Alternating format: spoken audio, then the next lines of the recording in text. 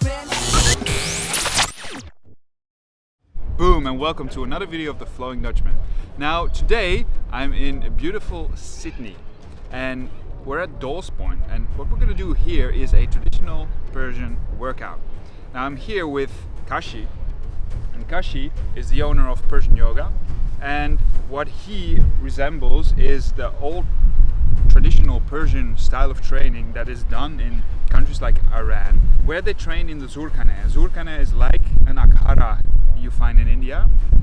It's a wrestling area ground where they basically train for wrestling. It's a type of warrior training which has different elements. So today we're here in the park and we're gonna do some training, and I'm here with Kashi, who will maybe is able to show us or let us know a little bit more about the things that we're gonna do today in the training. The Sang being the first art of the 7 arts of Pahlevani, or Persian Yoga as I call it. And Sang is great because it really challenges your stability and strength, but primarily a very subtle and important concept of core to grip coordination and strength. Because all strength effort, if it's connected from the core to the grip and coordinated from there, you have better stability and alignment of the spine as you producing this movement. So we start with this, and interestingly also we start with this because it's probably the most challenging of the 7 arts, and there's an interesting concept behind that, because as you mentioned, this being for warrior training, some people ask me, why don't you start with the warm-up? This is our warm-up. And we start with a big challenging sequence because it has to ceremonially mimic and resemble a battle. In a battle, you don't have time to warm up, it's on straight away. So philosophically we train ourselves like this, and this would be the first thing that we do. And obviously, as I mentioned earlier, shield formation would be usually the first stage of the battle. So there are these 7 arts, and the first one was the Sang, the shield, and the second one is the Shena, which is again symbolically representing the stage of the battle where they scrum and there's pushing and you fall down or you get up. You're essentially training pushing strength. Right. Okay. And this again activates the anterior chain, kinetic chain, and again is a very good core and agility and coordination based exercise routine. So all of these are integrated, so you developing multiple physical skills and attributes simultaneously, but they all link together, because as I said, first thing is engaging the core to grip coordination. Second thing, core to stand up in an erect position and moving in a 3-dimensional space. That's what we will do during the Shena exercise. And thirdly, we will do the meal, which is obviously the clubs, and this is spatially challenging you now with external objects that are weighted heavy clubs that you're moving in 3-dimensional plane across multiple planes, and this is very important. And again, this is for spatial orientation, being quick on your feet, and of course rhythm and balance, which is very important components of martial arts. Will be the Kabbadeh, this chain bow here that you have experienced before, and as I mentioned, this is really to develop overhead range of motion and strength for overhead movement. And I forgot to mention, the meal is obviously posterior chain. Yeah. And this is for overhead range of motion, which also mimics symbolically again in the stage of battle where you have to protect for overhead movement, but also for throwing things overhead. That we will experience in culmination of really climbing the fortress or climbing into the battle, which we will finish today with climbing the rope. And this would usually be the warm-ups. These 5 stages would usually be the warm-up for the 6th stage, which is the wrestling that they did. This would be the warm-up for that. And the 7th art is obviously the music, the drumming and the poetry that accompanies this. And again, the ritually, ceremoniously, it represents the stage of battle that afterwards, you may have won and you're celebrating, or you may have, obviously, you will lose comrades or brothers that you're lamenting and doing kind of like remembrance songs and things like this, you know. So it symbolizes the aftermath. And was the rope also part of the Persian system? Because in India you see this a lot, wrestlers, but I've never seen in a Zurkhaneh like that they also. Yeah, it used to be, and there is still some Zurkhanehs where they actually hang the rope from the dome. That's why it's like they have this dome-shaped structure. They hang the rope from there. But look, a lot of things have changed, and one of the major things that changed was when the Olympics was formed and wrestling fell under the Olympics category, and they had to take the wrestling out of the Zurkhaneh on the mat. You know, that changed a lot. That changed a lot of this activities that they did in Zurkhaneh. Right, but in the Zurkhaneh they never trained in the mud, did they? No. So that is. That's very Indian. Actually. That's very Indian. Yeah. So they trained just in the dome in a similar way. In the octagon. So they didn't have any. So they always would fall on like hard surface. Really. Yeah. Really? Yeah. This in so I mean. So the mats made it a lot easier. Yeah, of course. That was for safety and things like this. You know, we're talking about like very, very traditional, because like depends on how you want to track the history. Not modern Zurkhaneh, but the predecessor of the Zurkhaneh, it would be mud. It would be like dried mud. Right. Okay. You know, and the predecessors to that would be in caves. Well, let's give it a go. Let's do it. And then let's go. So this is the traditional Persian wear, and I've heard from Kashi before that these colors, the red and the black, are really, really important. They are the traditional colors, right? Well, red is the color of the warrior caste. The warrior caste. Yeah, red is the color of blood, so it represents the symbol of the warrior caste. Right. And in the very ancient time in Persia, only like the warriors could use this color. Right. And this long, or in Indian they also have something similar. They call it lungi. Yeah. But this long, as we refer to it, this is the basic standard attire that they would wear in the Zurkhaneh if they cannot afford a pair of shalwarak, which is those pants that he's wearing, my friend is wearing. But to tie them, you bring the ends together like this. Okay. Usually we say distance like this much from the waist. You bring those two ends together, and then you let go. Then you want to get a very thin layer of fabric here, so you don't want it to be very fluffy. Just like a very thin layer of fabric that you can cross here. But you see this loose fabric here in the front, and then you basically just tie that across like a knot. You bring it in close, make a knot loose and tight. Okay, and then you double knot it. Double knot. Yeah. Cool. Okay, so this is the shalwarak I was referring to. This they wear in the Zurkhaneh when they are of rank, when they have joined the brotherhood for some period of time. They will get these shalwarak, or three-quarter pants as they call, and they carry obviously the meal symbol or the club symbol, but very importantly this paisley design symbol, which is a Persian symbol representing strength, strong base, bent head, strength and humility. So you bend your head in strength. This is the symbol for the Pahlevani arts. Strength and humility is pretty much the synthesis of the ethos of the Pahlavan. And this represents the ancient pants that the warriors used to wear, but they were armored. Right. And this usually is made of two fabrics: leather representing toughness, of course, and this is in terme, but usually is wearing terme, which is a very old fabric that is a mix of wool and silk. Right. Okay, and this silk represents the sophistication of the warrior arts, and the leather represents the toughness, and the wool represents humility. So it's all very symbolic, all they mean something, and they use them for belt wrestling. So they will hold the belt, and they will hold the pants, and they will wrestle with this. With the shalwarak on, yeah.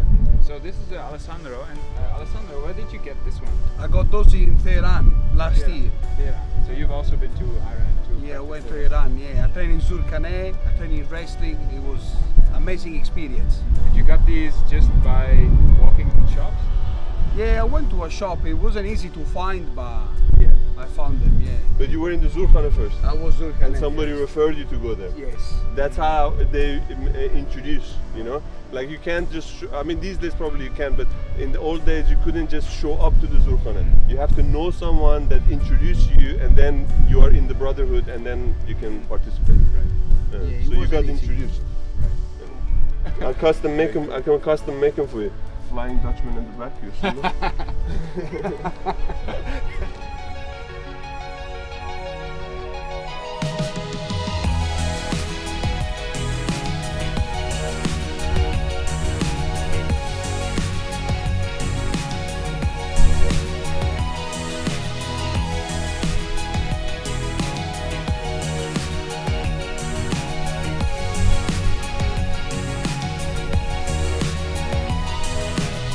And then once you can do 12 rolling, that's 12 hands, so one each hand. One.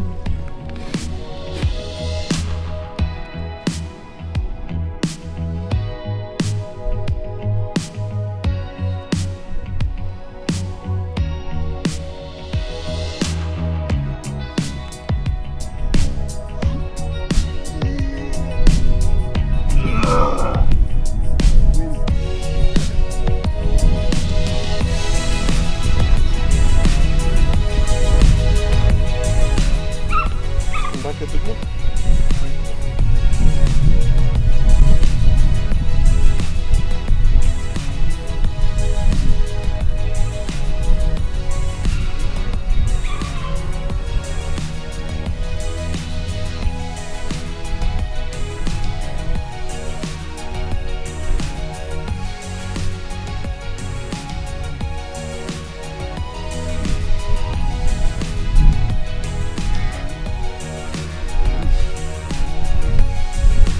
Have you done 12? Yeah. Rolling now? What? Okay. Just this. It's one flow, yeah? Let's go. I know. Lower this like you lower normal. Leg under there, leg under, yeah, and push this up until it touch my hand. Bring it closer. Good. Now bring this down, elbow on the floor, push this up, and roll your hips to the other side. Kick your legs out under. Bring it down like that. Straighten this arm, straighten, straighten. Legs straight, legs straight. Push this up. Touch my hand with it. Touch my hand with it. Touch my. Good. And then now you reverse. Other side. Exhale, exhale, exhale as you push. Straight legs, bring it up until it touch. You gotta lift the shoulder off the floor completely, completely, completely. More. Yes, yes. And then other side. 6-5. Good. Other side now. Control, yeah? 6. Other side now. Exert from the core into the grip. Nice. 9. Straight, like this. Good. Now, bring it down like this, nice and slow, and push up. Good. Oh. Balance, huh? 4.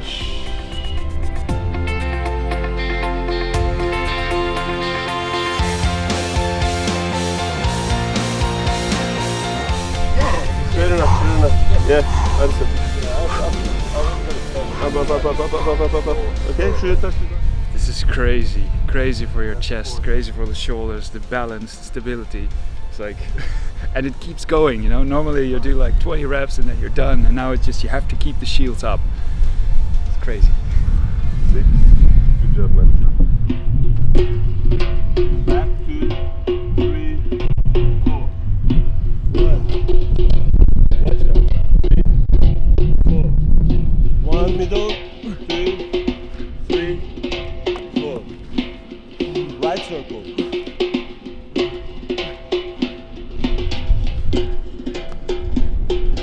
Left and right. Right and left. Left and right. Last one. Left and right. You can do from the knees if you want. 1, 2, 1, 2. Down again. Come on.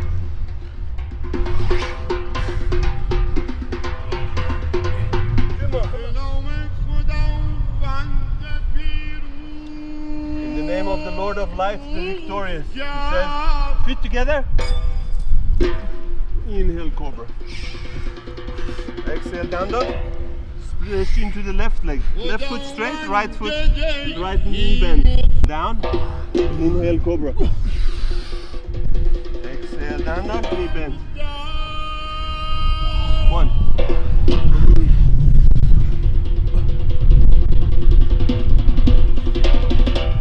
Both feet straight, press the heels down to the floor. 2. Cobra.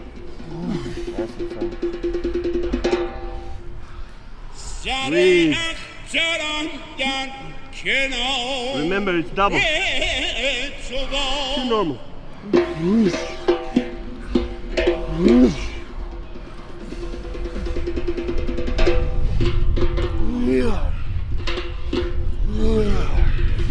Stay, cobra. Cross push up, right hand up. Right hand up. Left hand up. Cobra. Great, other side. Left hand up. Keep more. Come on, keep this down. 20.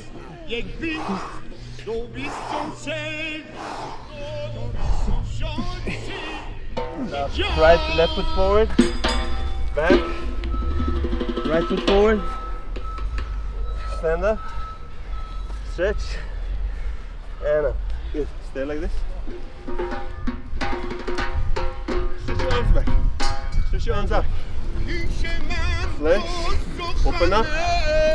Hands down. Up. Breathe in. Exhale. Right. Alright. Bow. Arms up. Both hands up.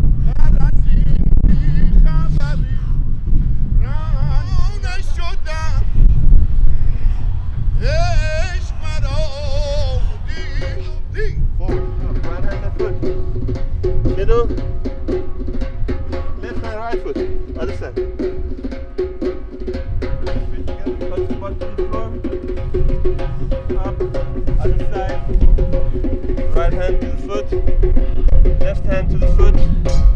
Sit stand up. Left. 1, 2, 3, 4. Stay low.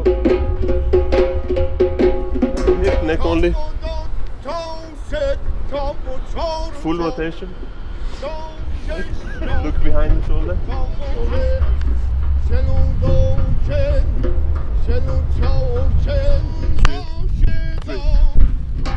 Bell, 2. One more.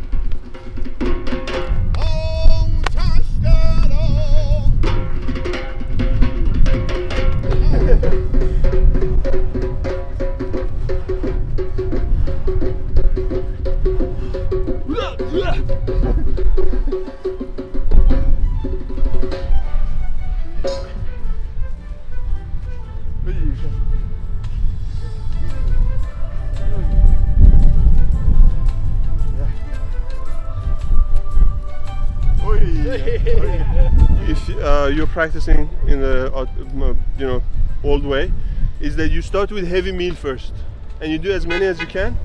After you're done, you go to the light meal and you complete the training practice. So it's a little bit of a challenge. It's meant to challenge you.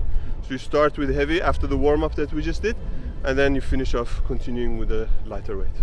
If you can do 50 swings, 50 hands, okay, 50 swings, 25 each, yeah. If you can do 50 swings, then you go to the next heavier one. Yeah, you don't continue until like, if you're working for strength, yeah. So the objective is 50 swings, the clubs don't touch each other, the clubs don't touch the body, and obviously they don't fall down. Yeah. Body straight. You can't lift it like this. Okay. Body straight. Okay. Yeah. Step. Yeah.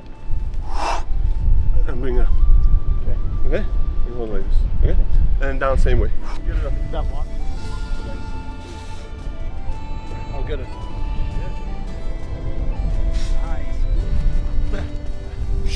Okay, swing now. Let's count. And 1, Attitude. 1, 2, 3, mashallah. 4, 5.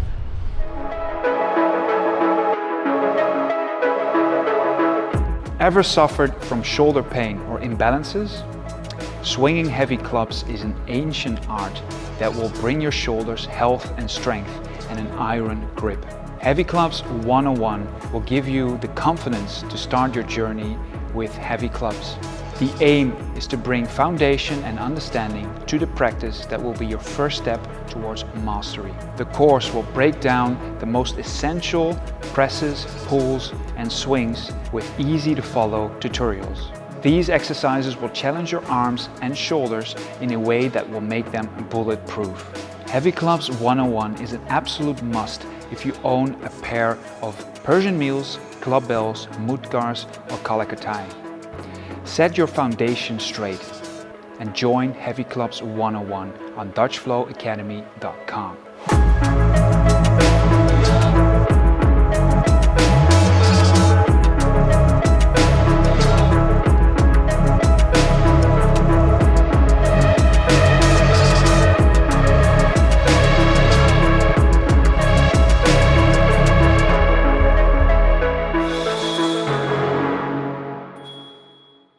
Tired ones, they have desire, but they lack the strength. Step, touch, 1, 2, 3, up, and just normal swing.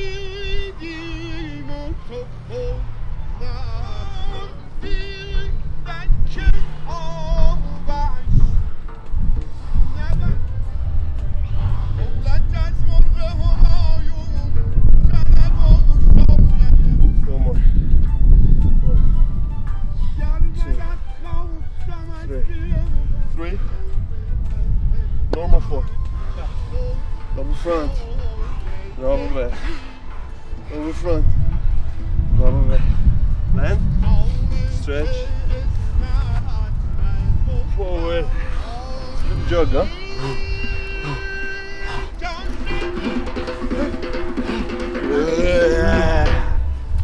Yes. It's not even halfway, bro. Later is the Greek pump. Greek pump.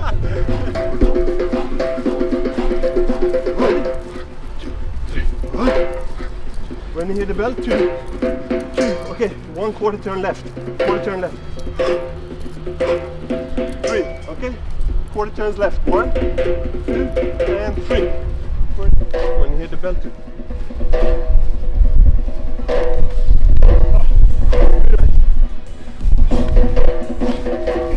Everybody gets pumped today. Double, triple.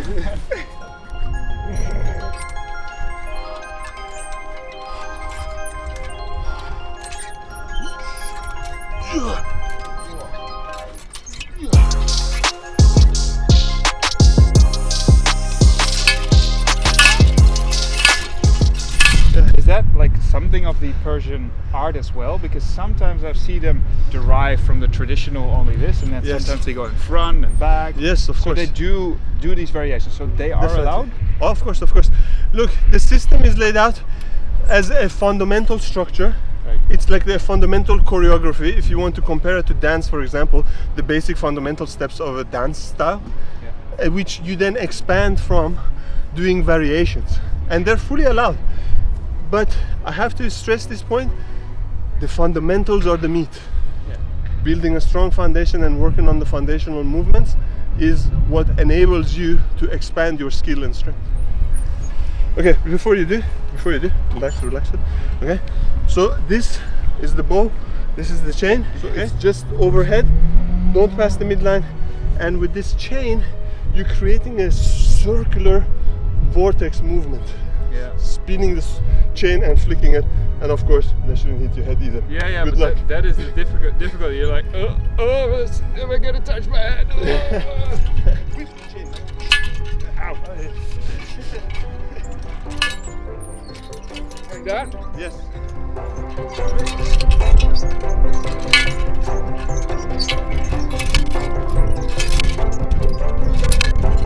Alessandro was flicking the like. You saw that the movement was relatively new, but because he's a wrestler, I immediately saw like the hip movements were on time, and you said, yeah, that is the wrestling. So how is that move from right to left? Because that's what you're doing with the meal, that's what you're doing with the flick.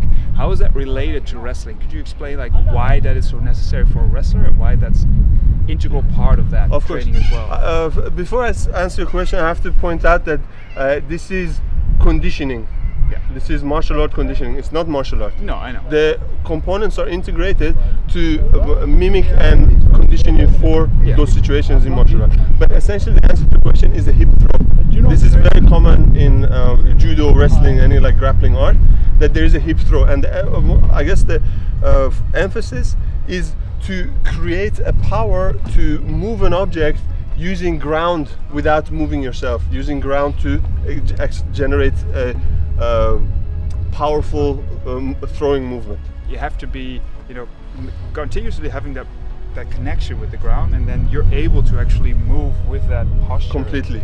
That's so important, because if you're not doing that, it's like exactly. Component or the sense of rhythm is what differentiates a good martial artist from a great martial artist. So that's why the music is so important. Super important. Doing it on time and tempo. Timing and the beat, and for sure. All of these are higher skills that we are conditioning in an integrated manner through all these exercises combined together. So interesting that like in the prior ages, the music was much more linked to the actual practice. Absolutely. And actually it's flow building. It's because it focuses you not only on the movement, but also on the actual music, which is like, okay, you don't have energy, you don't have any like space in your mind outside of that. So this is absolutely true, but there is another layer to it, is that definitely this was how warriors they trained, and how the actual combat happened to drum beat and getting instructions and directions from the drum, because like in the calamity of war you may not hear the instructions, but you hear the change in the drum beat. In the old days they would have a live fire, so there's the fire, the drum, the men, the chanting, the movement, togetherness. It's completely different. Yeah, wow. It's a different level. Let's go back in time. Yeah, makes you wish, kind of, right? Yeah.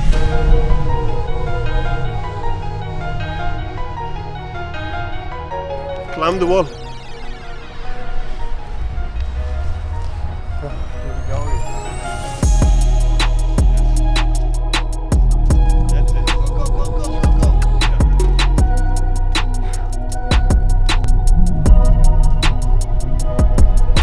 So how do you feel after completing the 7 stages?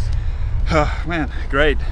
I think like we've done it before, and like the more you get into the movements, the more you kind of understand and listen to the drums. Yeah.